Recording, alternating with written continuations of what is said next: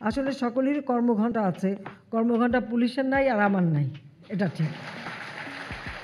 আসলে আমার নাই। আমার তো এই তো সকালে উঠে ফাইল করে সব ফাইল যতটুকু পারলাম করলাম, আসলাম, আবার যাবো। তারপর পার্লামেন্ট সেখানে বসে তো আমি দেখলাম যে আমার কর্মঘণ্টা নাই আর আমার পুলিশের নাই।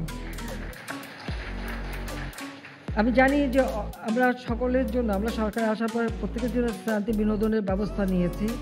তবে আমি মনে করি যে হ্যাঁ, পুলিশের জন্য একটু স্পেশাল ব্যবস্থা নেওয়া দরকার। কারণ যেহেতু কর্মঘণ্টা নাই, ছুটির দিন নাই।